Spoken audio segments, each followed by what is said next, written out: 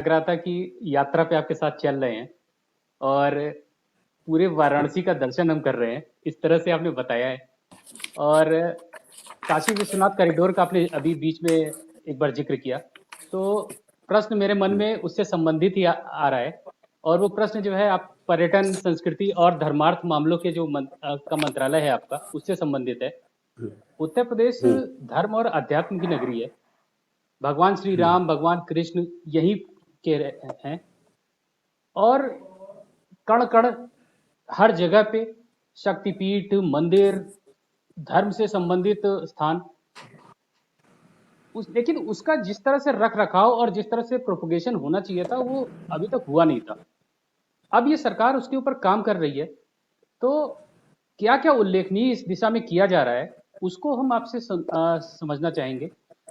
एक जो मिर्जापुर में विंध्यवासिनी धाम है, उसके वहां पे भी बहुत काम होता हुआ हमने देखा है, तो उसके बारे में भी आपसे सुनना चाहेंगे सर।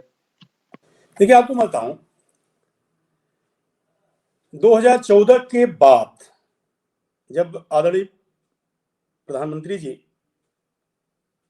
मोदी जी ने शपथ लिया, उसके बाद एक देश में पहली बार चर्चा शुरू हुई कि पर्यटन को भी हम लोग एक बहुत बड़े इकोनॉमिक सेक्टर के रूप में देख सकते हैं।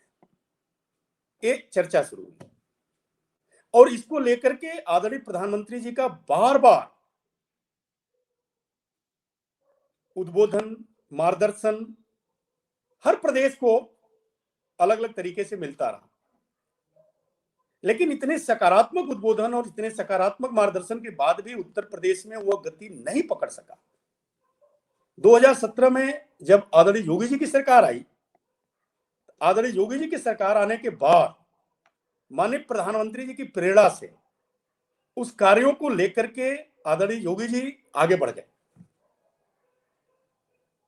हम कहते हैं भाषणों में और जगह जगह कहते हैं, और आपको भी बताएंगे, उत्तर प्रदेश निश्चित तौर पर कुछ सर्टेन एरिया के कारण उत्तर प्रदेश इसका नाम पड़ा होगा या कोई और कारण होगा, लेकिन मैं ऐसा नहीं मानता।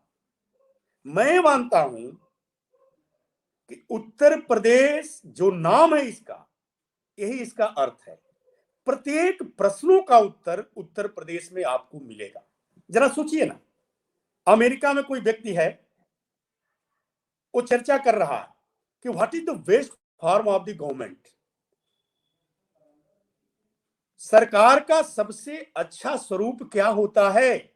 Certainly he will get a single and only one answer, Ramraj. यही पाएगा ना, Ramraj is the best form of the government. पा गया।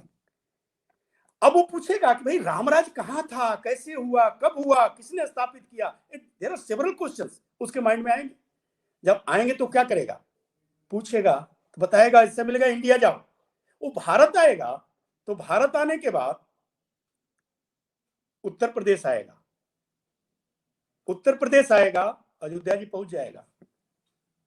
उसको आंसर मिलेगा कि मर्यादा पुरुषोत्तम श्री राम, जिस रूप में वो देखता हो, मर्यादा पुरुषोत्तम श्री राम, रामराज की स्थापना करने वाले श्री राम, हमारे आदर्श श्री राम, हमारे प्रभु श्री राम, हमारे पूज्य श्री राम, जिस रूप में वो देखना चाहे वो देखेगा। ये वही श्री राम की जन्मस्थली है जिन्होंने रामराज की स्थापना की। उस स्थली को पिछली सरकारों ने विवाद की भूमि बना करके विकास से वंचित कर दिया, जबकि सबसे बड़ा पर्यटन का वो केंद्र हो सकता था। आदरणीय प्रधानमंत्री जी के द्वारा आदरणीय अमित भाई शाह जी को भी इसमें कहा जाएगा, इन लोगों के द्वारा सकारात्मक पैरवी करके आदरणीय सुप्रीम कोर्ट में, और आदरणीय सुप्रीम कोर्ट ने निर्णय दिया, ट्रस्ट बना, ट्रस्ट के द्वारा भव्य और दिव्य श्री राम मंदिर की स्थापना हो रही है। लेकिन माननीय प्रधानमंत्री जी के मार्गदर्शन में 2017 से ही अयोध्या का विकास शुरू हो गया था और 2017 में पहली बार दीपोत्सव का आयोजन कराया गया। और जब 2018 में वही दीपोत्सव हुआ तो Guinness book of world record में दर्ज हो गया। जब तिबारा हुआ तो वही दीपोत्सव अपने ही रिकॉर्ड को तोड़ करके 4 लाख से ऊपर दीप जला लिया। और इस बार 2020 में जब हुआ, पुनः अपने रिकॉर्ड को 4 लाख के दीपक के रिकॉर्ड को तोड़ करके 6 लाख से ऊपर चला गया Guinness book of world record. अद्भुत। और आज अयोध्या धाम को देखने के लिए कोरोना काल में भी, लॉकडाउन खत्म होने के बाद 10,000 15,000 की संख्या रोज आती थी, अब तो लाखों 50,000 की संख्या आती है। और शायद यदि ये कोरोना काल नहीं रहता तो ये अपने आप में एक अद्भुत संख्या वहां पर होती। दूसरा, मान लीजिए किसी व्यक्ति के मन में आता है कि ये ललित कला कहां से शुरू हुई भाई, ये कौन है ललित कला का जनक, किसने रासलीला रचाई, ये कौन है गीता का उपदेशक। There are several questions. वो ब्रिटेन में है, फ्रांस में है, जर्मनी में, कहीं आ सकता है कोई, गीता किसने बोला भैया, कहां से गीता आ गई। उसको उत्तर कहां मिलेगा, भारत आएगा। भारत में आएगा तो उत्तर प्रदेश आएगा, उत्तर प्रदेश आएगा तो ब्रज जाएगा। उस ब्रज को उपेक्षित रखा गया, खंडहर बना दिया गया था। 300 से ज्यादा स्थलों का, राधा रानी से जुड़े हुए, बलदाऊ से जुड़े हुए, कृष्ण से जुड़े हुए, यशोदा जी से जुड़े हुए हर स्थल, यही नहीं कृष्ण भक्तों से भी जुड़े हुए। एक औरंगजेब की बहन थी, कुछ लोग कहते हैं कि उनकी पत्नी थी, जो भी हो, ताज बीबी थी। जब आगरा से वो चेंज करके जाने लगे दिल्ली, अपना राजधानी, औरंगजेब जब गया तो ताज बीबी ने कहा कि मैं तो कृष्ण की हो गई, मैं कहां जाऊंगी तुम्हारे साथ, वहीं रुक गई। उनका मकबरा भी हम लोग सजा रहे हैं। रसखान, कौन नहीं जानता रसखान को, उस रसखान के स्थल को भी ठीक कर रहे हैं। 300 से ज्यादा स्थलों पर सरोवर, कुंड, सबको सुंदर करके अद्भुत स्थल बना दिया गया है। और अब व्यक्ति जब दिल्ली में आता है किसी परिवार में रुकने के लिए, तो दिल्ली वाले कहते हैं भैया सबसे बढ़िया स्थल है, चलो ब्रज क्षेत्र घूम करके आते हैं, खूब बढ़िया है। और वहां से अब थोड़े दूर पर जाकर के आगरा देखते हैं। पहले क्या होता था, पहले ताज आते थे और आके लौट जाते थे, स्टे नहीं करते थे। अब ब्रज आते हैं, ताज देखते हैं और रात विश्राम भी करते हैं, दूसरे दिन फतेहपुर सिकड़ी जाते हैं। ये विकास का काम किया गया। जब थोड़ा सा और आगे बढ़ते हैं तो सबसे पुरानी सभ्यता वाला नगर कहां मिलेगा, काशी पहुंच जाएंगे। बाबा विश्वनाथ की नगरी कौन है, काशी पहुंच जाएंगे। विंध्यधाम जब खोजेंगे कि शक्तिपीठ में वो विंध्याचल जी कौन है, वो देवी विंध्यवासिनी का धाम कहां है, जिनको कंस ने मारने का प्रयास किया था। ये पढ़ेंगे ना, महाभारत जब पढ़ेंगे तो उनको मिलेगा, खोजेंगे, उत्तर मिलेगा उनको, आएंगे विंध्यवासिनी धाम।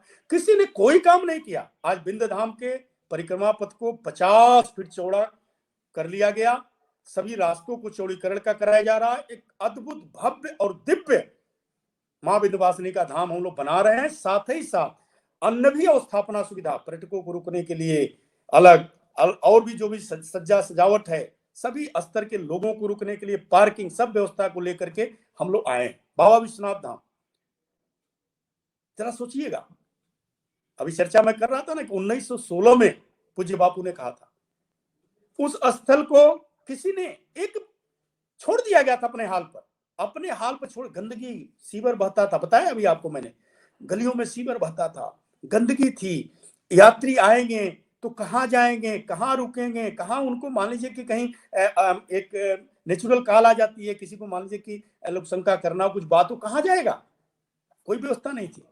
आज 4-5 जो भी रास्ते हैं, हर रास्ते पर यात्री सुविधा केंद्र और भव्य एवं दिव्य 24 भवनों का बड़ा विशाल विश्वनाथ धाम बन रहा है, जो कौतूहल है, अद्भुत स्वरूप लेकर के आ रहा है माननीय प्रधानमंत्री जी की अनुकंपा, उनके कृपा से। और मुझे तो सौभाग्य यह प्राप्त है कि माननीय प्रधानमंत्री जी के अनुकंपा से वो काम हो रहा है। अब मेरे विभाग का काम है, बस इतना ही है, करते हैं सब कन्हैया तेरा नाम हो रहा है, वो भाव लेकर के वो इतना अद्भुत और भव्य निर्माण वहां पर चल रहा है, जिसको पूरे विश्व में चर्चा उसके बारे में की जा रही है। और भी स्थल है हमारे यहाँ, नैमिषारण्य ऋषियों का स्थल था, नैमिषारण्य ऋषियों का छोड़ दिया गया था, अपने हाल पर हम विकसित कर रहे हैं। हमारे यहाँ ये पहली बार जब कोई व्यक्ति बाहर सोचता है कि अंग्रेजी हुकूमत जो थी उसका सूर्य अस्त नहीं होता था। वो कौन सी आज जगह है जहां पर पहली बार चैलेंज मिला? तो उसको उत्तर मिलता है उत्तर प्रदेश। पहली बार उत्तर मिला, मेरठ से क्रांति शुरू हुई, बिठूर गई, कानपुर गई, आगरा गई, विभिन्न शहरों में चली गई, लेकिन वो पहला उत्तर प्रदेश था जिसने चैलेंज किया। यह उत्तर मिलता है बिठूर जैसा जगह। बिठूर के बारे में आपको बताऊं, 25,000 लोगों को, 9 साल से 90 साल के लोगों को अंग्रेजों ने मार दिया। 25,000 लोगों को, पेड़ पर लाशें लटकी हुई थी, कुएं लाशों से भरे हुए थे, किसी ने उसको सुध नहीं लिया। उसको पर्यटन विकास के मानचित्र पर हम लोग ला रहे हैं और हम तय कर रहे हैं कि जो 25,000 लोग हैं उनके नामों को खोज रहे हैं। खोजने के बाद 150 एकड़ में उन सभी लोगों के नाम पर एक एक ब्रिज और उसका चबूतरा बनवाएंगे।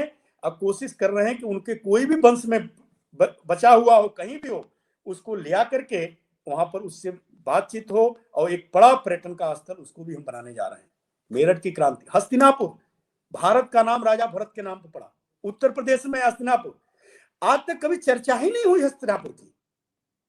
हम हस्तिनापुर पर माननीय प्रधानमंत्री जी की प्रेरणा से, माननीय मुख्यमंत्री जी के नेतृत्व में और केंद्र सरकार ने ही धन दिया है, हम भी थोड़ा धन दे रहे हैं, मिलाकर के प्रदेश की सरकार ने एक बहुत विशाल बढ़िया म्यूजियम बनवा रहे हैं। उत्तर प्रदेश में यह स्पिरिचुअल सर्किट, स्वदेश दर्शन, बुद्ध सर्किट, हर क्षेत्र में काम हो रहा है। हर क्षेत्र में पर्यटन विकास की संभावनाओं को खोज खोज करके काम हो रहा है। और आज हम कह सकते हैं कि पहले उत्तर प्रदेश में व्यक्ति आता था तो घंटे भर के लिए आता था, दिल्ली से आया। आज उत्तर प्रदेश में व्यक्ति आएगा तो हफ्ता भर रहेगा, हफ्ता भर रहेगा। जब हफ्ता भर रहेगा तो कितने रोजगार सृजित होंगे, कितने व्यवसायिक केंद्र बनेंगे, कितने चीजें बनेगी। यह लेकर के आदरणीय प्रधानमंत्री जी के प्रेरणा से, उनके मार्गदर्शन में, माननीय मुख्यमंत्री जी के नेतृत्व में हम लोग नित्य प्रति, अभी हमारे जो महापुरुष थे जैसे कि सुहेल देव जी, ये महापुरुष थे। 1034 में उन्होंने गजनवी के बेग को रोक दिया, जो अयोध्या की तरफ चढ़ाई कर रहा था, रोक दिया वहीं पर बहराइच में। अब 1034 से 200-150 साल तक वो विदेशी आक्रांता उधर रुक नहीं किए, डर के मारे। इतने बुरी तरह पराजित किया उसके सेनापति, उसके भांजे को, गाजी को मार डाला सुहेलदेव जी ने। उनको कोई प्रतिमा, उनको कोई सम्मान नहीं दिया गया, हम दे रहे हैं। खूब भव्य और दिव्य स्थल का विकास हो रहा है। आदरणीय प्रधानमंत्री जी ने आशीर्वाद स्वरूप उसका शिलान्यास किया है, बहुत बढ़िया उसका निर्माण हुआ। सिंगवेरपुर, प्रयागराज का सिंगवेरपुर कौन नहीं जानता। निषाद राज गुह का किला है, कभी जाइए ना, 1971 में उसकी खुदाई हुई थी, छोड़ दिए लोग। 1 किलोमीटर में किला है, 1 किलोमीटर में किला है, किसी ने उसको देखा नहीं। आज सिंगवेरपुर पर निषाद राज गुह के स्मृति में बहुत बड़े उद्यान के निर्माण के संकल्प के साथ हम लोग आगे बढ़ रहे हैं। बहुत जल्दी उस पर काम हो रहा है। हमारे यहाँ जितने विधानसभा क्षेत्र हैं, उत्तर प्रदेश में 403 विधानसभा क्षेत्र हैं, सभी विधानसभा क्षेत्र में विलेज टूरिज्म को बढ़ाने के लिए एक एक टूरिस्ट प्लेस का हम डेवलपमेंट कर रहे हैं, मुख्यमंत्री पर्यटन संवर्धन नीति के तहत। माननीय प्रधानमंत्री जी ने अर्थ गंगा का जो कंसेप्ट दिया, इस कंसेप्ट को लेकर के मां गंगा के किनारे, चूंकि 1000 किलोमीटर से ज्यादा का यहाँ पर फाट है उत्तर प्रदेश में, उस मां गंगा के किनारे घाटों पर जो बड़े गांव हैं, उन बड़े गांवों को विकसित करना, वहां पर कुछ जल क्रीड़ा का व्यवस्था करना, पार्क बनाना, इसको लेकर के एक गंगा सर्किट का कंसेप्ट लेकर के हम लोगों ने प्रोजेक्ट आगे बढ़ाया है। पांडव, जो हमारे यहाँ महाभारत काल के जो यात्राएं हैं, पांडव के अज्ञातवास, युद्ध, ये सब जो स्थल हैं, इसको लेकर के एक महाभारत सर्किट भी हम लोग लेकर के लॉन्च किए हैं। बुद्ध के बारे में बताया आपको, जैन के बारे में बताया आपको, अयोध्या, ये सभी चीजें, देवी पाटन, अयोध्या धाम, गोरक्षपीठ में भी अद्भुत शक्ति है, अद्भुत लोग आते हैं। वहां पे एक रामगढ़ ताल है, बहुत बड़ा है, कूड़ा का ढेर बना हुआ था। आदरणीय मुख्यमंत्री जी के मार्गदर्शन में उसको खूब भव्य बना दिया गया। आज वहां पर लाखों लोग रोज जाते हैं, नियमित जाते हैं। कितना पर्यटन बढ़ गया। हम वाटरफॉल देखने विदेशों में जाते हैं।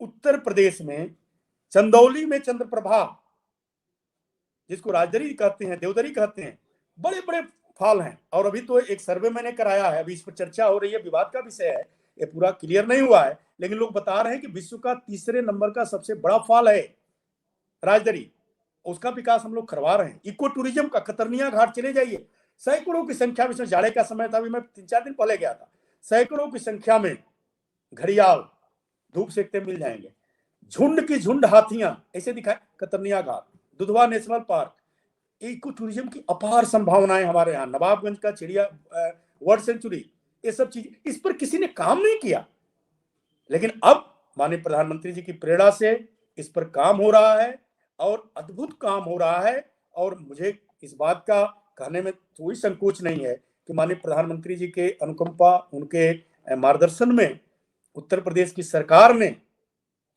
आदरणीय योगी जी ने जो काम किया पर्यटन के क्षेत्र में, उसी का परिणाम रहा कि आज केंद्र सरकार की सांख्यिकी गणना में फर्स्ट डेस्टिनेशन के रूप में डोमेस्टिक टूरिस्ट के लिए उत्तर प्रदेश जाना जाता है। और जो 17वें 18वें नंबर पर विदेशी टूरिस्ट में था, अंडर 3 आ गया है। 3 के बीच में उत्तर प्रदेश का विदेशी टूरिस्ट के लिए डेस्टिनेशन हो गया है। और आने वाले दिनों में उत्तर प्रदेश टूरिस्टों के लिए एक बहुत बड़ा केंद्र बनने वाला है। बहुत जल्द ही इसका परिणाम दिखाई देगा।